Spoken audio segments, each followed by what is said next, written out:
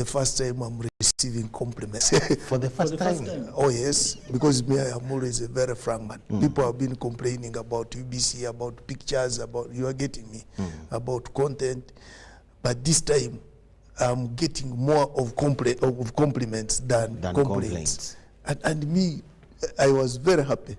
And I even rang the MD yesterday that please keep it up, because now compliments are coming from everywhere. And when they come, I feel fresh air because it means my agency has really performed as a national broadcaster. Okay. And this time, we assured that UBC is in charge, and you are really in charge. I'm underlining 2 words. You said, for the first time, I'm receiving compliments. And then I'm underlining another word. This time we made sure that UBC is in charge. Oh yes, because sometimes we bring in so many other players, and then competition dynamics come in.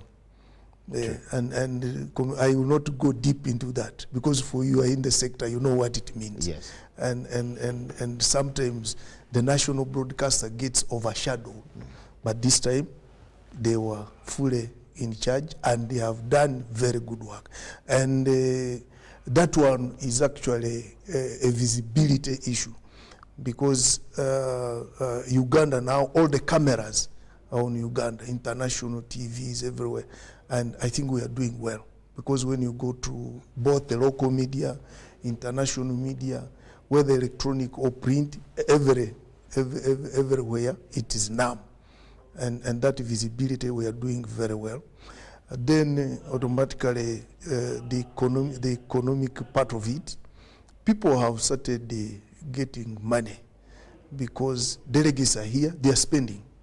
The hotels now are getting so many guests, not necessarily Munyonyo, but other hotels also in the outskirts are getting other guests, and they are making money.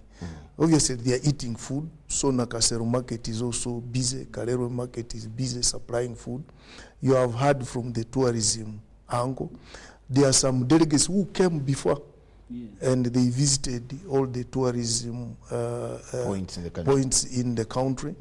Most of them, because the source of the Nile was near, they have gone to the source of the Nile. Some have been to Makishon. I've had inquiries about Queen Elizabeth. It's only the Rwenzoris which they didn't climb, because you need to prepare yourself. But really, you have had the minister giving you statistics. There's a lot who have achieved from tourism. And for me, I'm happy. And obviously, we have upgraded the infrastructure. People are complaining, why do you sweep your house when guests come? Everywhere. Even traditionally, whenever you have a guest, you sweep better than you have been what? Sweeping. When we were young, even now, when the president is visiting a place, even plant banana stems and put on flowers. Why do you do that? Because someone important is coming. And then someone will ask you, why do you plant banana stems? Just because? No, you want to impress the what? The guests. You have to do things differently. So we have upgraded the infrastructure, and which is good. Though some of the projects were ongoing, like the flyover was an ongoing project. Even the upgrading the airport was not necessarily because of NAM. Because of NAM. It was an ongoing project. But there are so many things we have upgraded. Even we ourselves from our ministry, we have upgraded the internet infrastructure. ICT infrastructure is now upgraded, because Wi-Fi, we are now at Wi-Fi 6, so that you, the communicators, can communicate with ease. We are now on high speed. So all that, even when NAM is over, the infrastructure will remain upgraded. Okay, let me first get now into tourism. You see, yes, the money is coming, Honorable Mugara. The money is coming and the guests are here. They are spending like you have said. But how strong is our tourism sector to absorb this money, and we see advancement after the NAM summit? what kind of sector are we going to have after it absorbing all this money that has come with the over 4,000 guests? I think, first and foremost, you see, Honorable Kabyanga made this. As we grew up, there are children who would eat like others, but still appear the same way even after 5 years. Well, the Honorable Kabyanga alluded to something. Because you see, when you have heads of state and important dignitaries travel into a country, they move with media. So you have a concentration of a lot of attention on what Uganda is. I have seen every speaker, interestingly, cabinet ministers, whoever has gotten a chance to speak about Uganda as the Pearl of Africa. You know, we've also been given a chance to make some presentations. The president himself, I'm sure, if you'll see all the remarks he'll make, really, he'll be talking about the beauty of this country. So we have a lot of focus on what Uganda is, for instance. And we believe, of course, now this raises some kind of, whoever is watching from whichever country, if someone is here from Algeria, and the press is sharing the information from here, maybe where the head of state is, to the other, then they'll pick some interest about Uganda. And one interesting thing about tourism is that you may not see the figures immediately. It is sometimes it could take 1 year, 2 years, because now people plan, they do some research about what is this country, why do they call it the Pearl of Africa, then someone will go and do some background check, go online. And I think this is where ICT and national guidance is key, because now when you go to most of the social media platforms, what do you find? You find a lot of people putting out a lot of trash unnecessarily about how bad Uganda is, which is unfortunately not true. So when someone goes to now cross-check, what do they find online? And probably that's something that we'll continue working on and telling Ugandans, come on, this is our country, it's always good you put out a good message out there. But just back to your question, who are the main beneficiaries of the spenders? Now, tourism per se, yes, government sets in place the platform, but the person who does the business is the private sector. It is the owner of the hotel, it is the tour operator, it is the food vendor selling to the hotel, it is still the private sector who, let's say the hotel, who will employ the local people.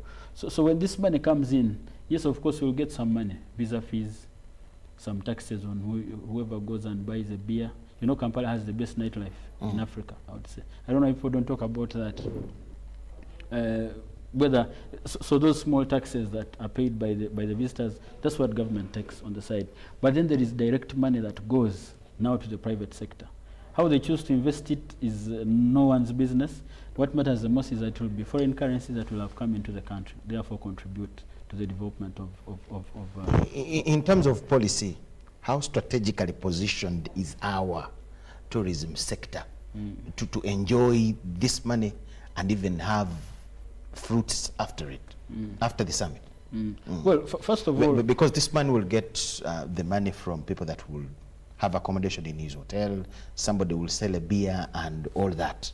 But again, you'll find that they have a number of bills and taxes that they may incur and have to pay that, again, may affect the system.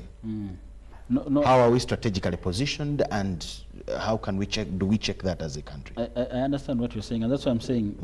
The good thing about tourism is that there will be a direct benefit to the private sector or to the owner or the provider of this service, but also for government through the taxes.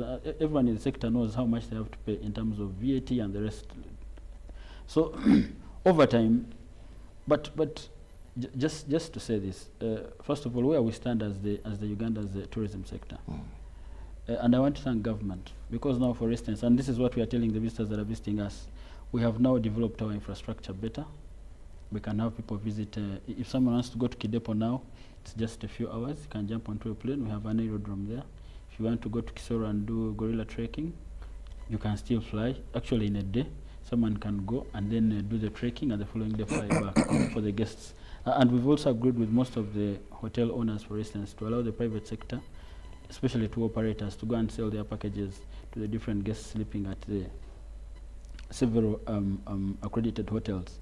So basically, I don't know how you want me to respond to your question, but like I said, the benefit cuts across. If you're in Uganda doing business here, and it's not only the tourism sector, in any sector, you cannot shy away from paying the tax so that everyone can benefit. So that now we can talk about the infrastructure. Most of this money that is coming in, definitely, let's say 20-30%, now will go to maybe Ministry of Health to help in health services. It will go to education. It will go so that now it develops the entire country in a nutshell. But what matters the most, and the most important benefit of having these events really, is creating visibility and talkability about Destination Uganda. It's about encouraging more people to come and visit this country. Every person that has come to Uganda, that has been received hospitably, that has eaten good food, that has gone, that has enjoyed the type of weather that we have in this country, will go and talk something about this country to someone else. Now, the more we have, the numbers increase. Definitely, the more the revenues continue coming into this country. For instance, if you look at our study, for us we've said, if we, and I believe NAM is going to be a contributory to some of these figures we are trying to target. If, for instance, on top of the NAM, now we'll have the Africa Cup of Nations. This is more talkability and visibility about the country, and therefore will increase the visibility of Destination Uganda and have more people come here. So for us, we are saying, for instance, if we have around 200,000 new tourists coming to this country, if you look at the figures giving you, averaging $150, $155 per day in expenditure, if we just have 200,000 additionally every year, we'd be able to bring in almost $400 million annually. That's almost shy of 3.5 trillion Uganda shillings. And this is what we are saying. When that foreign currency comes here, it is for the Ugandans to benefit. The taxes are paid. So we are looking at these things in the long run, and that's why we encourage, and that's why we also encouraging government that we should put up more facilities. That's why now we have some land in Entebbe to build another much bigger conversion center, so we can have some more of this component called the MICE component of the tourism products, apart from the game parks and the rest. So it goes a long way in benefiting, bringing in revenue. Still, tourism is still despite the COVID problem, we are recovering. I think now when COVID hit us, we dropped from 1.5 million visitors to around 400,000. Thank God, end of year 2023, we've now hit 1.2 million visitors. Again, we back to the original point. But of course, the revenues, we've not yet reached the 1.6 billion. By end of 2023, we're slightly beyond the $1 billion US. This is serious money. This is contributing almost 7% of our GDP, only one sector, employing around 1.5 million people. So these things are very important. Someone may not see the importance. I've had people complaining about how much we've invested in organizing NAM, maybe around 56 billion. But I'm telling you, by the end of NAM, and G77, just in those 10 days, we could have even gotten maybe 60, 70 million. But we are going to host this. We are going to be the chair for 3 years. We'll be having these meetings going on. Now, over a period of 3 years, the investment of 50 billion is actually nothing. The Honorable Kabyanga, Honorable Mugarahia is talking about the talkability of Uganda as the Ministry of ICT. Before even NAMO not taking advantage of these summits and other opportunities that come in once in a while. How much do we do to have an image of Uganda as a country? And I think this would be something in your ministry. Yeah, for us as Ministry of ICT, for instance, our role is to ensure we put in place good policies. And we also ensure there is good investment climate. Because you know that the media, for instance, which talks, is in the hands of the private sector. We as government, we only own UBC. True. And 11 radios, which has 11 radio stations, and I think 4 TVs. Yes. Yes, 4 TV stations. But you know we have 380 radio stations. Around 380 radio stations. Yes. We have around 46 TV stations. We have now this social media, online media platforms. Those ones. Some you can regulate, others you may cannot. not regulate. So for us as Ministry of ICT is we have put in place a very good investment environment as Uganda for people to come and invest in communication and send out information. But obviously, we are also putting in place measures to see that the media is regulated to some extent. That's why recently we had to bring in the Computer Misuse Act, because people had started, because of freedom of speech. You know, this is the only country where there is freedom of speech 100%. Because here you can even draw the cartoon of a president. I've seen people putting the head of a president on an animal, and they go scot-free. All that is communication. So as the Minister of ICT, first of all, beyond that good investment climate, we have also now seen that we up the network, communication network. We have put in place the fiber, the internet fiber, and we are now going for phase 5. But we have also allowed other companies to come in the internet. There are some providers of only internet without even voice. They are there. So for us now, we have challenges of, for instance, controlling what do you call it? You call it, I think, cyber abuse. You know, you just the misuse of the platform. Misuse of the platform. I think that's where we are not doing well. Why? Because we are not yet sophisticated to that extent of sheathing that information. That one I have to agree. There are some countries. What does it take?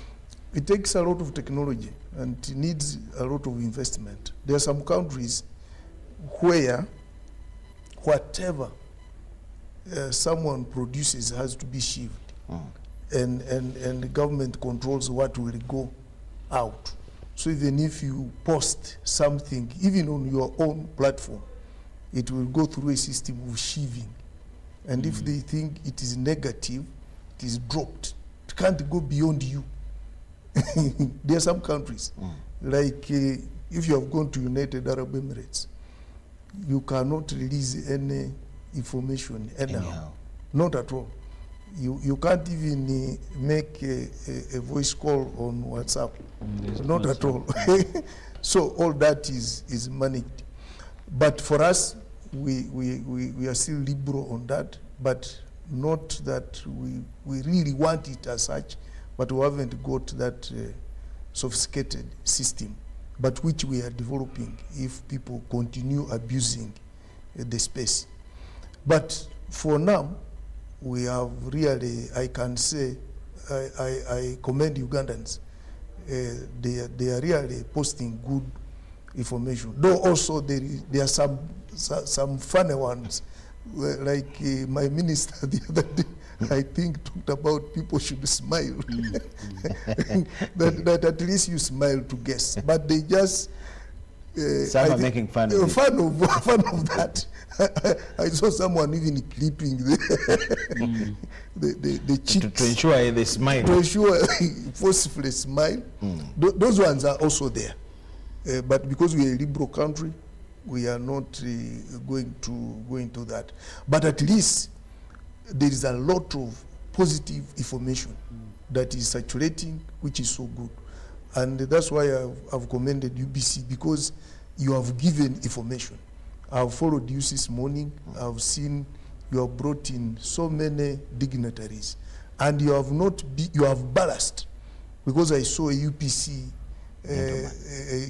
old man here. Yes. And he had a lot of information, a lot of history about what now. I loved listening to him. In the morning, yes. In the morning. It was so good because he gave the history of now. And you know you cannot rewrite history. History remains history as it happened. But as the Ministry for Information, there were complaints. Yesterday I was talking to an MP here. She's from northern Uganda, and she said, yes, a good number of our people at the grassroots the word NAM is so new in their ears, and some others have only followed. They have not gotten the real information. As the Ministry of ICT and that sector, how much can you do to ensure that that form of national guidance and information, if there is something as crucial as NAM or anything like that, every Ugandan, or at least the biggest percentage, can really consume the right information effectively? I think that's where we are moving as national guidance. First of all, even what happens in the country, like look at the constitution, it's not interpreted in local languages, so people can't understand it. We tend to sophisticate some of these things, and we forget that the biggest population is not what? Sophisticated. Yes. It's only UBC which transmits in 49 languages. True. You're getting me? Other media centers, one language. One language. Either you are in Uganda or you are in English. If you are Kasese base, you will be in Rukonzo and English. So that is, I think, where the biggest problem is. But also, I think you're bringing in a very important point, that if such a function comes, we should decentralize. Some people are left behind. Exactly. Yes. I think we need to, on a language barrier. Exactly. Basis. We need to decentralize communication, so that we don't centralize it in Kampala. And those are lessons learned, because now you're not the first person who is bringing up this. And indeed, we are looking at it as the communication sector, that probably we didn't decentralize as much as possible. If, for instance, you are hosting us here at the center, if, say, a radio in Kapchorwa was also hosting the two of us, yes, and we talk about NAM, people would understand it better. So I think these are lessons learned, and the next time we have such a big summit, we should not communicate from the center. We should try to decentralize communication as much as possible, so that everybody, even at the local level, knows what is taking place in Kampala. But obviously we are sending information to our district information officers, to the RDCs, but probably they may not communicate as much as we are communicating, because for us we are getting more information than them. But that is, those are lessons learned, that next time there is a summit, we shall try to decentralize communication and reach everybody. Okay. Yeah, to you watching, we have a live feed that comes from Serena, and we shall get to take you there briefly as it gets ready. So, Honorable, the tourism sector has had setbacks in Uganda. Away from COVID-19, as Honorable Mugarwa was telling us a few months ago, in the Kasese area, there are people that tried to disturb and cause problems. If you're to give a picture, what, you know why I'm asking you. Yes, yes. Our national parks are safe. Yes. What is the situation there? The situation in Queen Elizabeth, in Chibale, is calm. Those setbacks, obviously, we are living with terrorism. And that's something which people should understand. It's not even limited to the national parks, because there were bomb blasts here, opposite in the middle of town. In the middle of town. Yes. So which implies these terrorists can hit anywhere, not necessarily the national parks. But they normally look for soft targets. And at that time, the soft target was the border and the national parks. Because I think they found there some gaps. But we are closing up on all these gaps. And right now, Queen Elizabeth is very free. And guests are moving, but we are now more cautious. We are more cautious. WUA has now upped their game, because the WUA now is sort of a paramilitary outfit. So they have now upped their game, and they have been reinforced by UPDF to ensure the national park is safe, including Chibale. Because just as the president told you before, around 10 people crossed, 10 terrorists crossed, and we are counting them. I think even the two who they believe whose dead bodies are not yet seen. I think UPDF is suspicious that they were badly injured. They might have died in the forest, but we are still looking for the dead bodies. So our national parks are very safe, but people should also know that we are living with terrorists, and because we are a strong country, we are a target.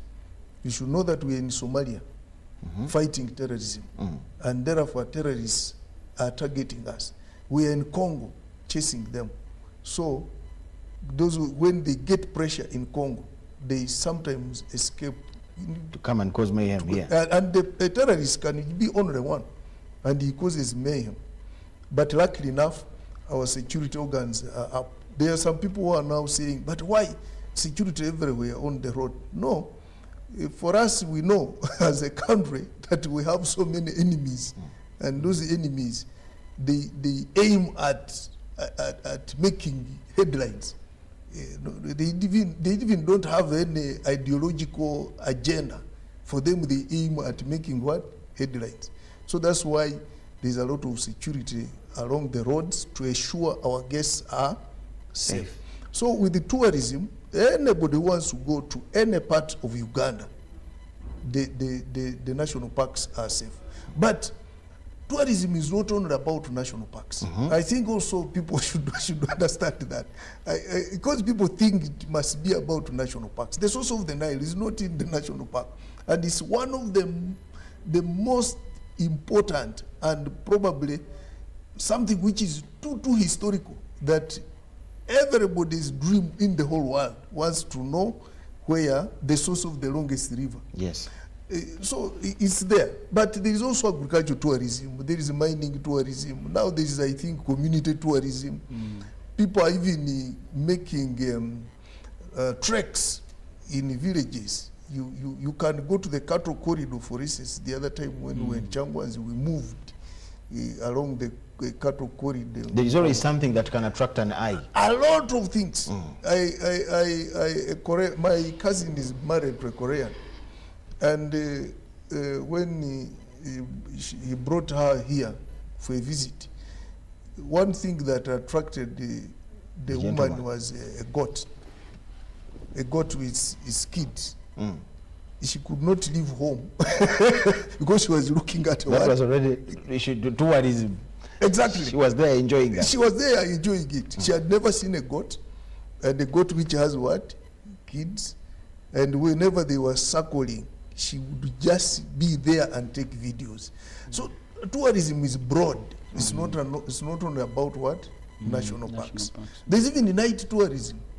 You move around the town and look at nightlife, just as the minister said. Uganda has the best nightlife.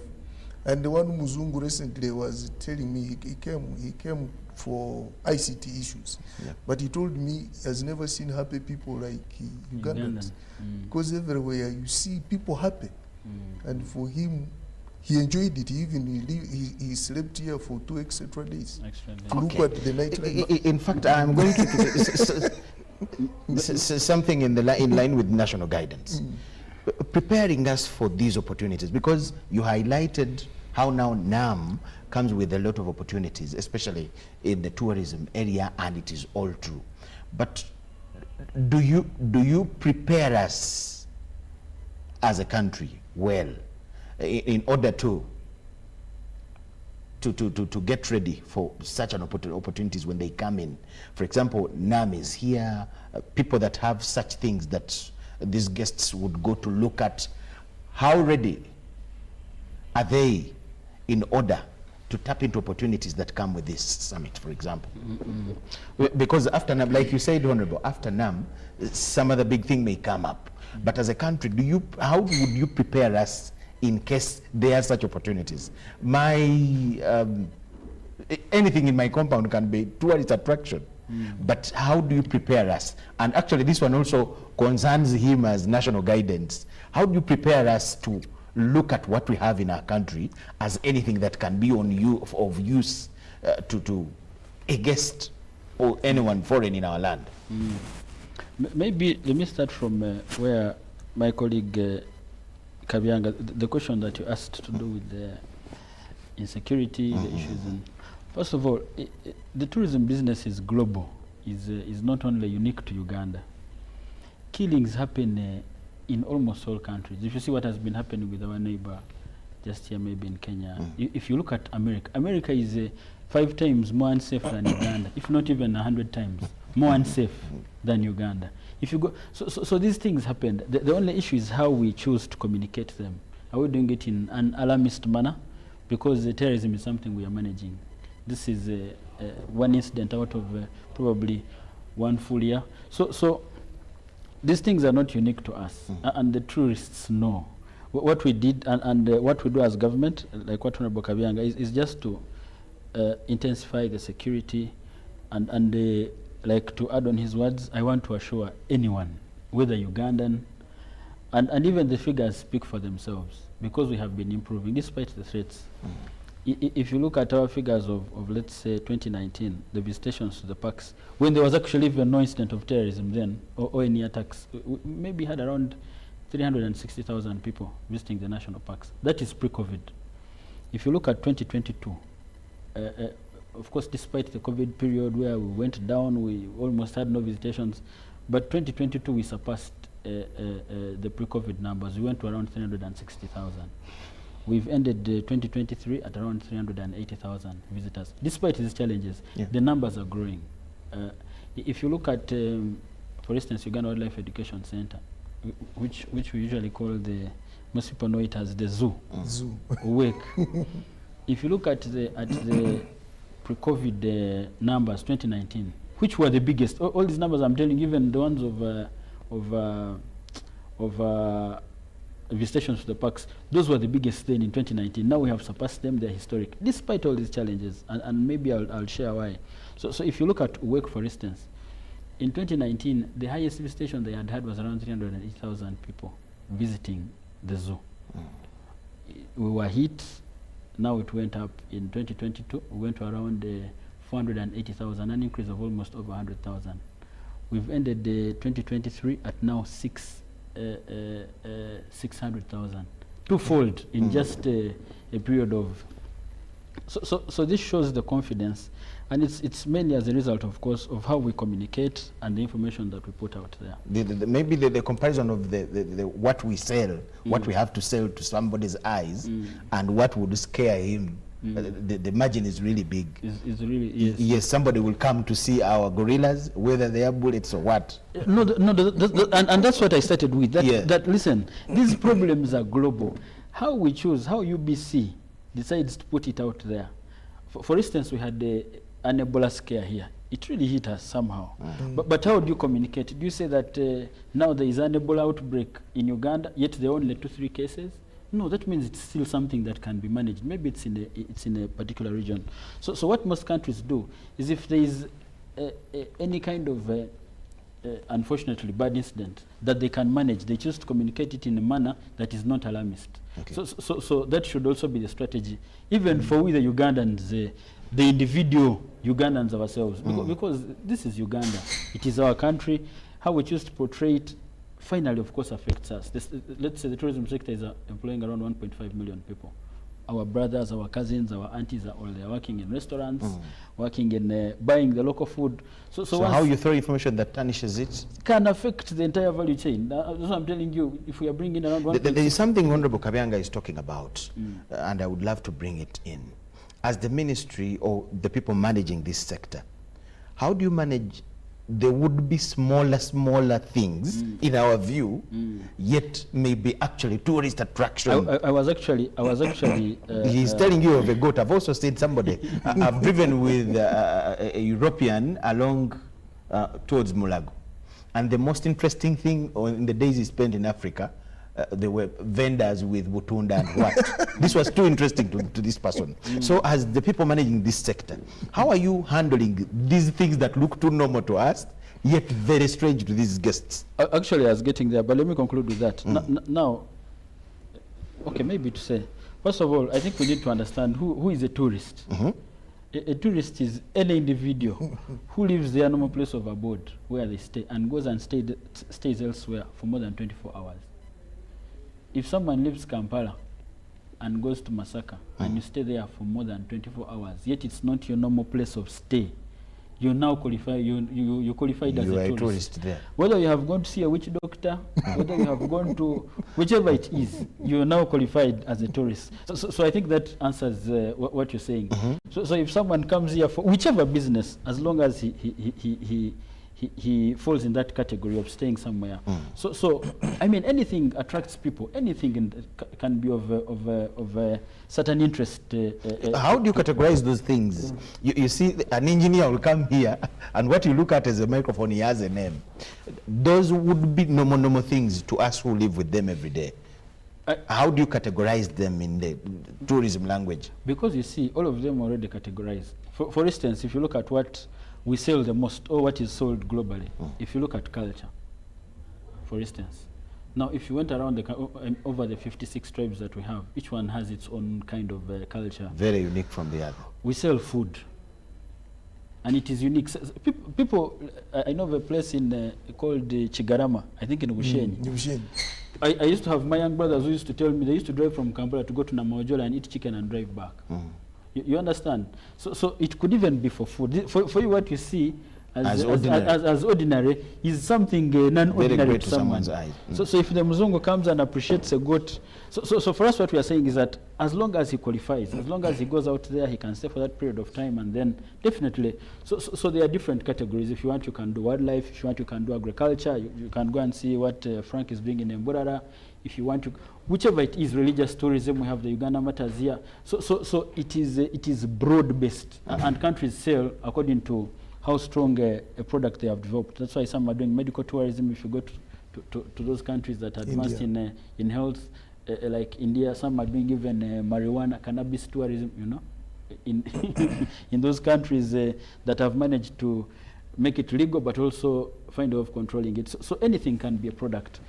But you had also asked a question, how do we prepare most of the people to benefit out of, let's say, tourism and out of NAM, for instance?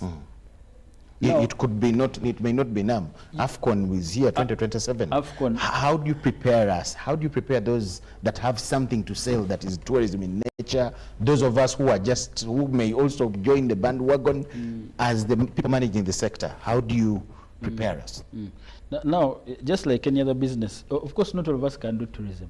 There are some people who are doing it, who have understood it, and actually we are training them over time through UTB. We are even, if you look, for instance, UTB plays a regulatory role in terms of classification of hotels, who the kind of tour operator is. You don't just pick a person from the airport and drop them somewhere when you're not well trained. When you don't qualify, you must have a license to do this business, so that we somehow protect it. So we have the people in the sector that understand how we operate. We train them.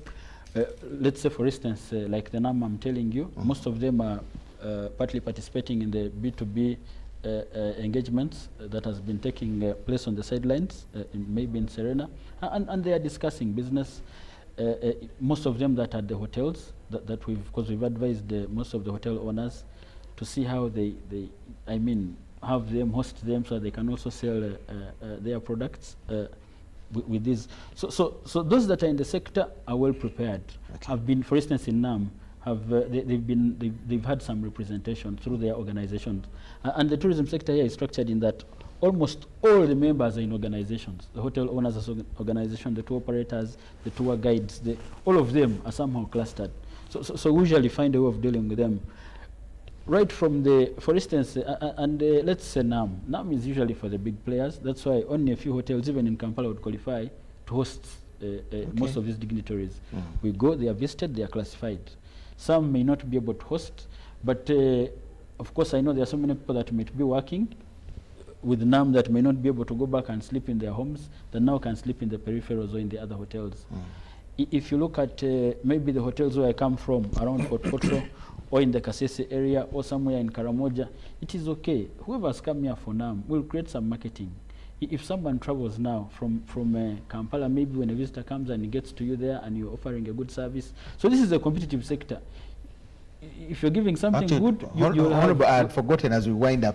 those other things that look ordinary. Previously, the ministry had an arrangement of Rolex and things like that. Did you drop them, or you still have such arrangements? No, we have actually, one thing we learned from COVID, globally really, is that the only way to have a resilient tourism sector is by encouraging domestic tourism, having the Ugandans travel. We have been doing this, the minister has been part of them, a number of activities. We even have one in February. We are going to Busoga. We will go maybe 600-700 people. We've been moving around the country with celebrities, with influencers, and this has helped us, because what we've seen now, for instance, close of year 2022, I've not yet gotten the 2023 figure, almost 86% of the people that are visiting the tourist attractions in this country are Ugandans. 86%. And when we're talking tourism, leave alone the safari, the parks, there are so many things. You go to Kalangala, Lake Victoria, you go to maybe, people go to here in Uganda, in Mubende, Kayikuzi, those caves, they can also do their kind of tourism. Nakayima. So this country has a lot to offer, just beyond. People go and see the hot springs in Kitagata, the ones in Rwenzori. Of course, those that can go gorilla trekking. So there is a lot. People travel for food, like I was saying. So we have intensified these campaigns. We are doing them, and we are seeing the results. And we want to thank the Ugandans so that every person in the sector can benefit. You cannot leave it to only the Muzungu, because the Muzungu will only sleep in a specific kind of hotel. What of someone who has a small lodge in Chenjojo?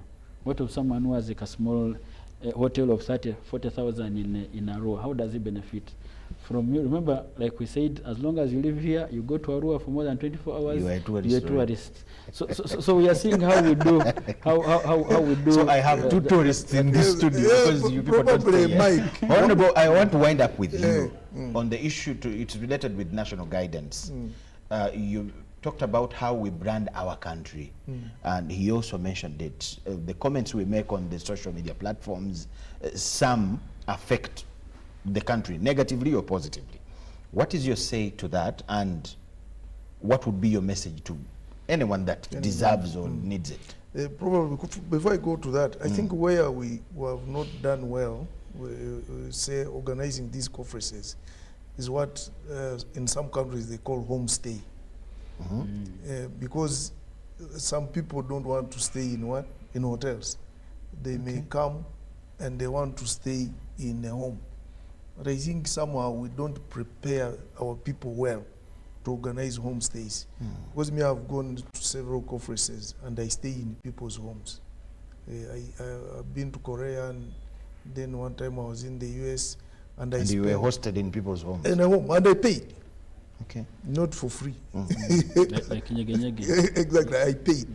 So that's where we are not doing well. I think next time we have to go into that. Did you introduce such an idea? And it's also tourism, some a bit of cultural tourism. Someone wants to stay in a home and see how the family setup is. Back to your question. Yeah, as national guidance, actually, aren't you people to blame for the way we brand our country and say bad things about it? No, we are really not to blame. Sometimes the situation, the environment can create certain type of people.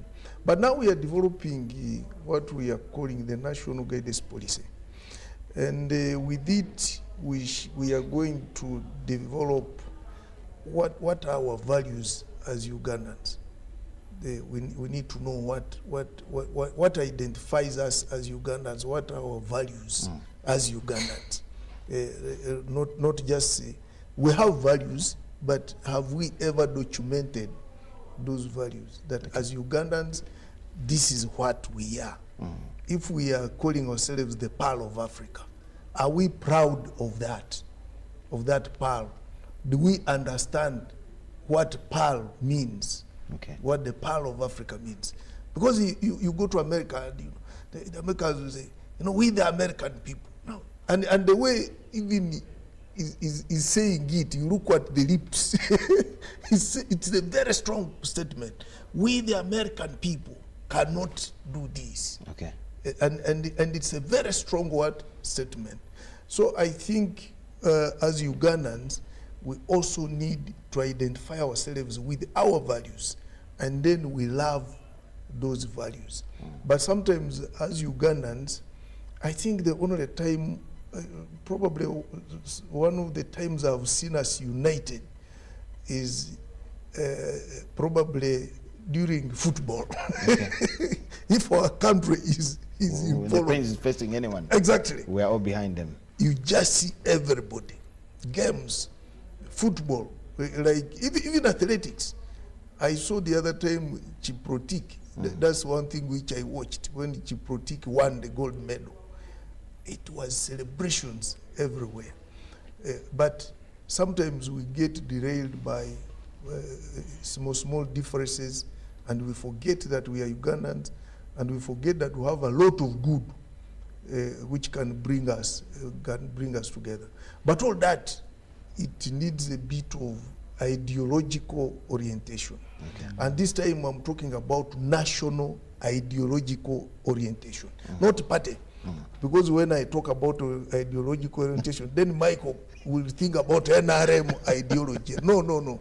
This is national ideological orientation. Okay. FDC has its own, NUP has its own, NRM this time has we're its talking own. about Uganda. Uganda. A general ideology for exactly. all of us. When the Minister of Tourism says Uganda, the pearl of Africa, we should really... Every Ugandan from Arua to Koboko, Kisoro, exactly. and whatever. Should know what the pearl is. They're talking about... exactly. Talking to me, actually. Yes, exactly. So I think that's where we need to move, and then we love ourselves, irrespective of challenges and differences. Okay. In this world, there will be no time where there will be no challenges. Otherwise, we wouldn't have managers. Thank you so much, Honorable. Yes. His name is the Honorable Godfrey Kabyanga. He is the State Minister for ICT and National Guidance. Maybe just in conclusion, okay.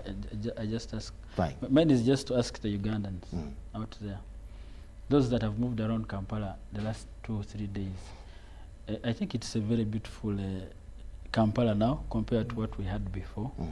My prayer is let's keep it the way it is. Let's not vandalize the lights. Let's not drive through the grass.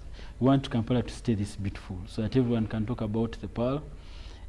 What they are doing is for you, not for government. It is for the Ugandans to be Actually, I heard the Honorable Kabyanga was saying people are complaining that we are stripping the house because the visitors are coming. Because is that a statement to mean that they actually want their town ever clean? So that is something the Ugandans should understand. that if Entebbe Airport looks the way it looks, yes.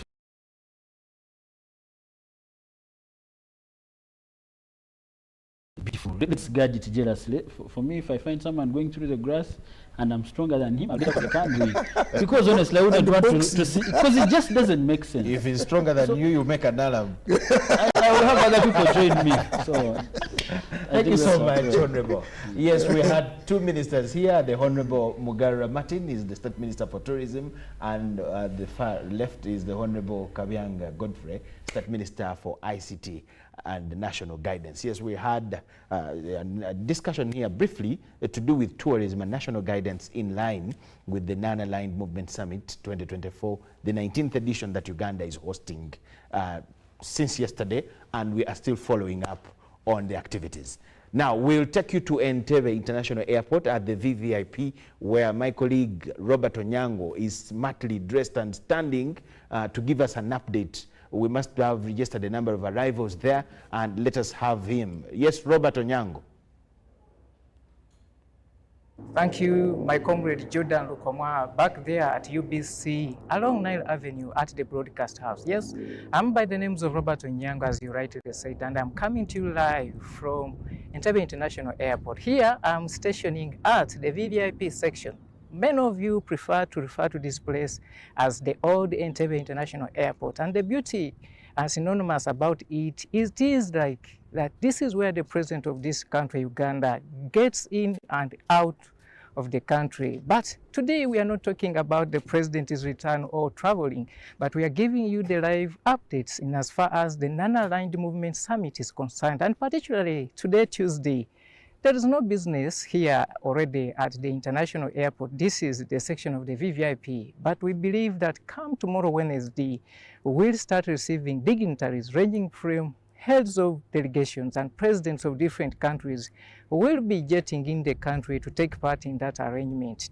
We have been here since Sunday, and you have been following our live reportings and recordings automatically around that center of discussion, and of which we want to give you an assurance that you haven't missed anything from this center of our operation, because we haven't yet started to give you what you expect. I know many of you have questions in regards to this summit, which presidents are coming in from which countries, but I want to tell you for now that please hold on those questions. There is a day coming, 1 or 2, 3 to 4, where we will give you the full updates of which president, at what time, how big is his delegation or her delegation, so that we don't leave you behind with this yet unanswered questions. You are right to ask those questions, but we are hoping that come tomorrow Wednesday, 17th of January 2024, we'll start answering some of your questions. As I report to you live from Entebbe right now, there's a lot of quietness here at the VVIP section. Of course, the security headed by SFC is in charge of everything. They are trying to do the final mop-ups to ensure that every head of state or head of delegation who comes in Uganda is protected, not only from here at the airport, but wherever he will be departing to. So we want to strategically believe that we will not leave you behind. We will give you everything here. So far at this VVIP section, apart from security moving up here and there, then we the media guys who are also already here, we are trying to do the tests of our machines to ensure that we are going to give you the right color, the right shots, the right sound, so that we don't give you a lot of gaps to ask more questions. Oh, who was that? Which color was he or she putting on? We want to ensure that our newly chipped in gadgets brings you the best of what you expect from us. UBC, we are working with the PPU here at the VVIP section, and so far we are already good to go. We are only waiting for the guests. Today we have been told the Vice President of the Republic of Tanzania, His Excellency Philip Mango, will be getting in here. As soon as he gets here, I believe our colleagues at the commercial terminal will give you those images. Probably when he gets here, we will also do the same. So Jordan, there's nothing happening here at the VVIP section. So we don't want Ugandans to keep in gossiping around, you know, are they guests cancelling their flight? No, they haven't cancelled, but they haven't reached here. As soon as they get into Uganda, you will see who is coming here, and we have prepared to give you the 360 coverage of these events. For us here, we are done with food already, and we want to call it a day almost. That if we get anything which falls under that docket where we are allowed to broadcast it, we will not give you any hesitation, but other than broadcasting it live for you to get it wherever you are. Jordan, I don't think there any question you want to pose to me. Allow me hold it from there as we keep our eye on ground so that we don't leave you behind. This is Robert Onyango. Thank you so much, Robert Onyango. Indeed, I've not seen anybody crossing behind you, and indeed you have not been busy. That's why you even had lunch, according to what you have told us. We thank you so much, and we'll be waiting to hear from you again. To you watching, thank you so much. Please keep it UBC TV, because you need to get to know whatever is happening. Uganda and Kampala is a beehive of activities. We are keeping you posted. Coming up next will be our bulletin in Kiswahili. Please keep there. Enjoy the rest of the evening. Catch you later on. Honorable, thank you so much for coming in.